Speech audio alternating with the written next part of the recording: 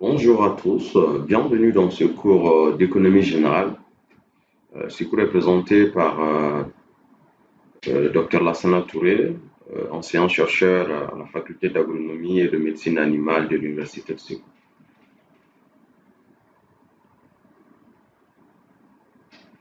L'objectif du cours est de connaître dans un premier temps les notions de base de la science économique, également de pouvoir expliquer les mécanismes de fonctionnement de l'économie nationale, le comportement des agents économiques, leur opération économique également entre eux.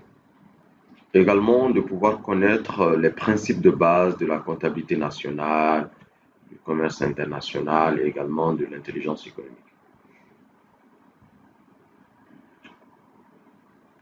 Notre plan du cours, on fera d'abord une introduction générale qui va nous prendre autour de 3 heures de temps, les grands courants de la pensée économique, les éléments de la comptabilité nationale, la monnaie et le financement de l'économie, le commerce extérieur et la balance des paiements, et enfin l'introduction à l'intelligence économique.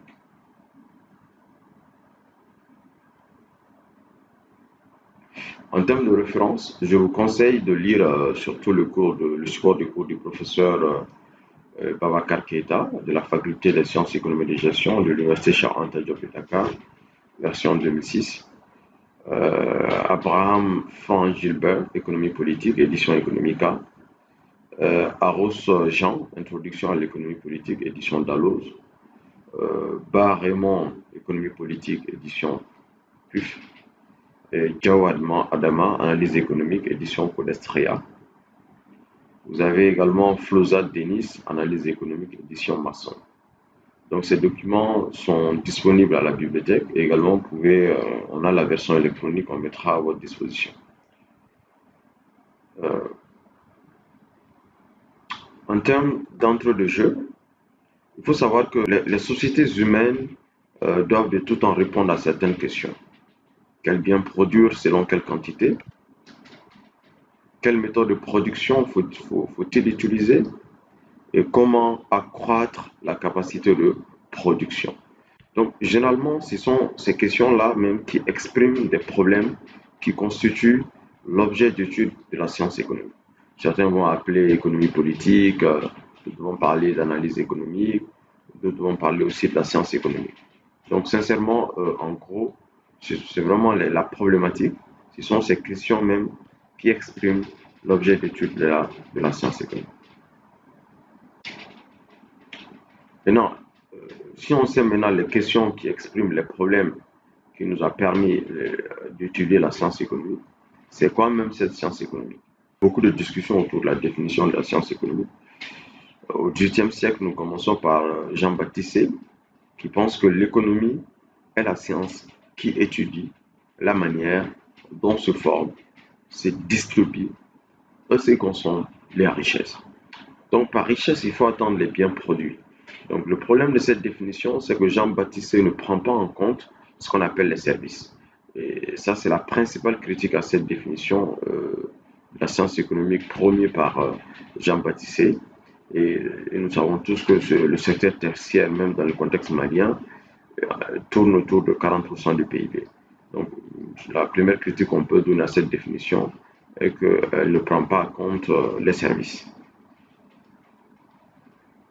Ensuite, nous avons une deuxième définition de Lionel Robbins dans son livre Essai sur la nature et la signification de la science économique. Il considère que la science économique étudie le comportement humain en tant que relation entre les fins illimitées et des moyens rares. Donc, il attend par fin illimitée, les besoins de l'homme sont illimités, sont innombrables, tandis que les moyens, notamment les ressources, qui sont limitées. Donc l'homme doit alors avoir ce qu'on appelle un comportement rationnel en vue même d'assurer son bien-être. Donc la science économique, c'est le comportement humain en tant que relation entre les besoins qui sont très illimités et les ressources qui sont rares. Donc l'homme doit chercher à être rationnel en vue même d'assurer son bien-être face au comportement, n'est-ce pas, des ressources. Donc, la définition la plus complète qu'il faut surtout retenir pour vraiment capitaliser tout ce qu'on vient de dire, euh, notamment la définition de Paul Samuelson, nous pouvons définir la science économique comme une science qui étudie la manière dont les êtres vivants en société vont affecter des ressources dans la production des biens et services et la manière dont ils vont répartir ces biens entre eux en différentes utilisations immédiates et futures. Donc, c'est un peu ça la science économique. Je répète, la science économique, c'est la science qui étudie la manière dont les êtres vivants, vous et moi, nous affectons nos ressources dans la production des biens et services et la manière dont ces ressources sont réparties entre nous, biens et services, en utilisation présente, c'est-à-dire immédiate et future. Donc, nous avons longtemps parlé des notions de biens, de besoins. Je dis que l'économie est la science qui étudie la manière dont les êtres vivants affectent les ressources dans la production des biens et services. Donc, on a entendu parler de biens et services, on a entendu parler de besoins illimités. Donc, c'est quoi même un besoin? En économie, quand vous attendez un besoin, c'est vraiment un état de satisfaction qui est éprouvé par un individu ou un groupe d'individus. Donc, les besoins de l'homme sont multiples. Donc, c'est un état d'insatisfaction. Un besoin en économie est un état d'insatisfaction qui est éprouvé par un individu ou un groupe d'individus. Donc, les besoins de l'homme aussi sont vraiment multiples. Les besoins de l'homme sont multiples. Donc, raison pour laquelle dans les caractéristiques des besoins, en tête, on parle de la multiplicité des besoins. Ça veut dire tout simplement que l'homme ressent plusieurs besoins en même temps. Donc, c'est pour ça qu'on dit que les besoins de l'homme sont illimités. Également, le caractère satiabilité des besoins. Ça veut dire que tout besoin est satiable. Donc, quand on consomme, le besoin diminue et peut finir par disparaître. Voilà, donc je vous donne un exemple. Au fur et à mesure que l'on mange, la faim va s'apaiser et finit peut-être par disparaître lorsqu'on est rassasié. Donc ça, c'est extrêmement important. Il y a également la notion de comparabilité subjective des besoins. Ça veut dire tout simplement que les besoins peuvent être classés de façon hiérarchique selon leur intensité par tout individu. Donc, les besoins de l'homme, on peut les hiérarchiser, on peut les classer selon leur intensité. Je vous donne un exemple. Par exemple, le besoin d'aller se soigner. Quand on est malade, le besoin d'aller se soigner devient le besoin prioritaire qu'il faut régler avant de passer, par exemple, à jouer au football ou à faire autre chose. Il y a également le caractère substituabilité des besoins. Ça veut dire tout simplement que les besoins peuvent se remplacer. Par exemple, le besoin d'avoir une boisson chaude peut être satisfait par un thé ou même un café. Donc ça, c'est extrêmement important. Également, il y a la notion de complémentarité des besoins. Ça veut dire que le besoin peut se compléter. On peut compléter le besoin. Par exemple, un véhicule et le carburant peuvent se compléter pour satisfaire le même besoin. Ensuite, on peut classer les besoins, après les caractéristiques, on passe à la classification des besoins. On peut classer les besoins selon leur nature. On a d'abord en première position ce qu'on appelle les besoins primaires ou biologiques. Quand vous entendez parler de besoins primaires ou biologiques, c'est généralement les besoins qui sont indispensables à la vie, tels que le besoin de se nourrir, le besoin de se vêtir, le besoin de se loger. Donc, ces besoins ont la particularité d'être ressentis par tous les individus. Donc, il n'y a pas de distinction. Vous avez ce qu'on appelle aussi les besoins qui sont secondaires ou sociaux. Ils relèvent généralement de la vie de la société. Donc, ils sont nécessaires, mais non indispensables. Vous avez l'exemple, par exemple, le besoin de justice, le besoin d'affirmer son rang social. Je suis noble, je suis docteur. Donc, c'est le besoin d'affirmer son rang social. Donc, c'est vraiment des besoins qui relèvent de la vie de la société, mais ils ne sont pas nécessairement non indispensables. Okay? Vous avez enfin ce qu'on appelle les besoins tertiaires ou psychiques. C'est vraiment des besoins qui sont liés au loisir, tels que le besoin de lire, de danser, de jouer. Donc, ils sont considérés comme très généralement superflus et même futiles, quoi. Voilà, si on va plus loin. Vous avez aussi, on peut classer les besoins selon le sujet qui les ressent. Okay? Vous avez par exemple les besoins individuels. Ce sont des besoins qui sont ressentis par très généralement chaque individu, chaque humain pris individuellement. Voilà. Si on prend les êtres vivants, si on les prend individuellement, ce sont des besoins qui sont ressentis par chaque être humain si on le prend individuellement. Exemple, par exemple, le besoin de porter une chemise, de porter un t-shirt, le besoin de se coiffer, de mettre tel ou tel modèle, etc. Vous avez également ce qu'on appelle en économie le besoin collectif. Ils sont ressentis en même temps par généralement un ensemble de personnes. Exemple, le besoin d'école, le besoin d'hôpital, le besoin de route, le besoin d'éclairage public. Donc, ce sont des besoins qui sont généralement ressentis en même temps par un ensemble de personnes. Maintenant, on passe à la notion de bien. En économie, quand vous entendez parler d'un bien, c'est vraiment toute entité susceptible de satisfaire un besoin. Donc, tout ce qui peut satisfaire un besoin est considéré comme un bien, mais un bien. Mais cependant, ce qu'il faut retenir, tous les biens ne sont pas des biens économiques. Par exemple, l'air que nous respirons, la lumière du soleil, ils ne sont pas des biens économiques parce que l'air devient un bien économique lorsqu'il est fourni par un appareil comme le climatiseur. Mais le fait, par exemple, de respirer de l'air dehors, la lumière du soleil, c'est gratuit. Donc, le fait que ça soit gratuit fait que nous, les économistes, on considère ça comme bien non économique. Mais si l'air devient, par exemple, un bien économique, c'est lorsqu'il est fourni par un appareil comme le climatiseur, par exemple. Donc, cela m'amène à vous donner ce qu'on appelle les caractéristiques d'un bien économique. Un bien économique, lorsque c'est dans un premier temps tout objet qui procure de l'utilité, euh, qui existe en quantité limitée, qui s'échange sur un marché et qui est produit, qui est le fruit du travail humain. Okay? Par exemple, la beauté du coucher du soleil ne peut pas être considérée comme un bien économique chez nous, pour nous les économies. La beauté, la beauté du coucher du soleil, on ne va pas considérer ça comme un bien économique. Le service aussi, qui est généralement une prestation, est un bien immatériel, mais qui répond aux mêmes critères qu'un bien économique. Exemple, tout ce qui est transport, tout ce qui est l'assurance, ce sont des services, voilà, mais on considère qu'ils doivent répondre aux mêmes caractéristiques qu'un bien économique pour être considéré comme un bien économique. Maintenant, on peut classer les biens également selon leur nature. Hein.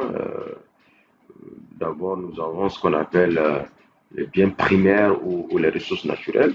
Donc, quand vous entendez parler de biens primaires ou ressources naturelles, c'est généralement des biens obtenus à la toute première transformation d'une ressource naturelle. Donc, on peut donner l'exemple de la canne à sucre, le coton. Okay. Vous avez ce qu'on appelle aussi les biens secondaires. Donc, ce sont des biens obtenus à la suite de la transformation d'une matière première. Exemple, vous pouvez avoir la farine, le sucre, le caoutchouc, vous avez le sac en plastique, la voiture, la roue, le tissu, le charrue, tout ça, la charrue du moins, le réfrigérateur. Donc tout ça, ce sont les biens secondaires. Vous avez également les biens tertiaires. Quand vous entendez par biens tertiaires, ce sont les prestations de services. On les appelle aussi des biens immatériels. Ce sont des biens qui sont généralement fournis par l'administration, le commerce, le transport. Exemple, vous avez la sécurité, le voyage, l'assurance, la coiffure. Donc tout ça, ce sont des biens tertiaires. On peut également, comment on appelle, classer les biens selon leur destination. Vous avez ce qu'on appelle les biens de production, vous avez les biens de consommation intermédiaire, vous avez également les biens de consommation finale. En ce qui concerne les biens de production, ce sont des biens qui servent à produire d'autres biens. Quand vous entendez parler de biens de production, ce sont des biens qui servent à produire d'autres biens. Par exemple, on a la machine à coudre, on a le réfrigérateur qui sert à faire des glaces, nous avons la charrue, etc. Nous avons ce qu'on appelle également les biens de consommation intermédiaire. Donc, ce sont des biens qui entrent dans la production d'autres biens. Exemple, vous avez le sucre, vous avez la farine, vous avez le caoutchouc, vous avez le coton, vous avez l'énergie. Donc, tout ça, ce sont des biens de consommation intermédiaire. Vous avez ce qu'on appelle les biens de consommation finale. Attendre par le bien de consommation finale, ce sont des biens destinés à l'usage direct et qui procurent une satisfaction immédiate. Donc, on les classe en trois catégories. Vous avez d'abord ce qu'on appelle les biens non durables. Quand on entend parler de biens non durables, c'est généralement des biens qui disparaissent dès leur première utilisation. Je vous donne un exemple, un plat de riz. Quand on a faim, on vous donne un plat de riz, ça disparaît automatiquement. Vous avez les biens semi-durables. Ce sont des biens qui se détériorent par un usage régulier. Donc l'usure est progressive. Exemple, les vêtements, les chaussures, le cahier, etc. Vous avez également ce qu'on appelle les biens durables. Ce sont des biens dont la consommation s'étend sur une durée relativement très longue souvent. Exemple, une voiture, une machine à laver, une machine à coudre, etc. Ça, c'est un peu les biens durables. On peut également classer les biens selon ce qu'on appelle les propriétés. Vous avez les biens collectifs. Donc, ce sont des biens dont l'utilisation par une personne, par exemple, ne diminue en rien la part des autres utilisateurs. Je prends l'exemple sur la radio libre, la chaîne D, RFI, etc. Donc, moi, je peux écouter RFI, toi, tu peux écouter, mais cela ne diminue en rien la part des autres utilisateurs. Vous avez également les biens publics. Donc, ce sont des biens fournis par la collectivité publique, l'administration, la police, la mairie, etc. Donc, exemple, la sécurité, l'école publique, le pont des Martyrs, le stade du 26 mars. Donc, certains biens font l'objet d'un coût, tandis que d'autres sont gratuits. Donc, il faut connaître là. Vous avez également les biens privés. Donc, quand vous entendez parler de biens privés, c'est vraiment des biens auxquels s'applique ce qu'on appelle le principe d'exclusion, le principe d'individualité, c'est-à-dire l'utilisation par une personne, l'utilisation stricte d'une seule personne. Exemple, vous avez une seringue, deux personnes ne peuvent pas utiliser la même seringue. Vous avez une brosse à dents, etc. Donc ça, ce sont des biens qui sont privés. Ce sont des biens qui sont privés. Il y a S à privé ici. Donc on passe maintenant à la notion de science économique et la rareté. Vous savez que c'est la rareté des ressources qui oblige souvent les hommes à faire des choix. Choisir souvent d'engager choisir d'engager surtout ce qu'on appelle des ressources dans la production des biens. Cela va revenir aussi à sacrifier la production d'autres biens. C'est pourquoi en sciences économiques, il y a une notion qui a été introduite qu'on appelle la science de la rareté. C'est une science de la rareté. Donc, on a introduit ce qu'on appelle le concept de coût d'opportunité, ici qu'on a noté CO. Donc, le concept de coût d'opportunité a été introduit dans l'analyse économique pour mesurer ce qui coûte un choix à un pays ou à un agent économique.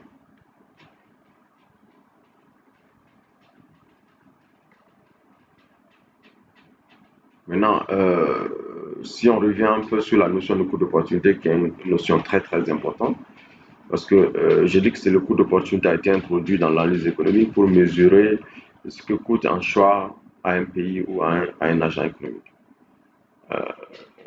Par exemple, si on considère un pays qui ne produit seulement que deux biens, le coton et le mil. Maintenant, si on doit définir le coût d'opportunité de la production du mil par rapport au coton, donc c'est vraiment le coût d'opportunité du mil par rapport au coton et la quantité de coton que le producteur est prêt à renoncer pour avoir une unité de mil. Voilà. Donc c'est un coût de sacrifice, c'est un coût de renonciation.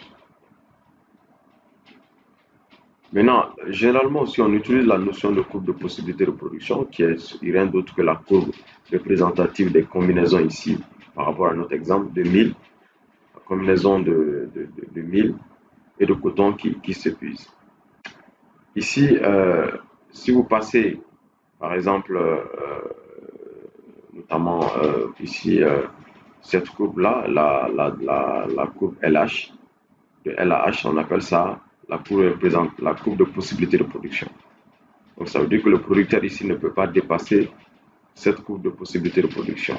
Au point L ici, vous avez ce qu'on appelle toutes les ressources sont consacrées à la production du coton. Et au point H, toutes les ressources sont consacrées à la production du mil. Si nous sommes au point A,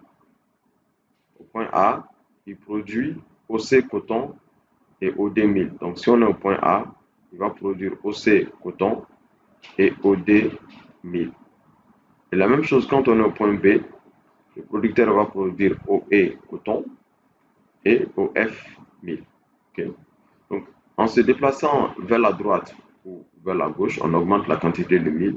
Donc non, en se déplaçant de la gauche vers la droite, on augmente la quantité de mil au détriment du coton. Donc si on se déplace de la gauche vers la droite, on va augmenter la quantité de mil au détriment de la quantité du coton. Donc LH ici est appelé la courbe de possibilité de production. Donc, du point A au point B, le coût d'opportunité de la production de mil a pour expression CE sur 2E. Donc, quand vous êtes au point A, pour avoir le premier segment, on va projeter A au niveau du coton, on va projeter B au niveau du coton. Donc, CE, coton. Et si on se positionne au niveau du point B aussi, c'est la même démarche. Donc, on va projeter le point A au niveau du mil et le point B au niveau du mil. Et graphiquement, pour avoir notre coût d'opportunité de la production de mil, on aura CE sur DF. Donc CE sur DF. Et si on prend un exemple où C égale à 12 tonnes et DF égale à 10 tonnes, donc le coût d'opportunité va être égal à 12 sur 10, soit 1,20 tonnes. Donc pour avoir 1 kg de mil, il faut sacrifier 1,20 tonnes de coton. Donc ça, c'est un peu un exercice qu'il faut faire d'ici la séance prochaine. Donc vous allez vous référer sur le graphique que je viens d'expliquer et essayer de me faire cet exemple. Donc, on va supposer que dans un pays, nous avons deux producteurs, Amadou et Moussa, qui travaillent 48 heures par semaine. Donc, ils consacrent leur temps de travail soit à l'élevage, soit à l'agriculture, soit à une combinaison de deux activités. Le tableau suivant indique le temps de travail nécessaire pour produire 1 kg de viande ou de mil. Donc, vous avez les quantités de viande et de mil produits. Donc, je vous demande de tracer la courbe de possibilité de production pour chacun des producteurs avec la viande en abscisse et également calculer le coût d'opportunité de la production d'1 kg de viande pour chacun des deux producteurs et donner sa signification. Donc, ça, c'est le travail à faire. Donc, d'ici la séance prochaine, on fera la correction ensemble. Je vous remercie.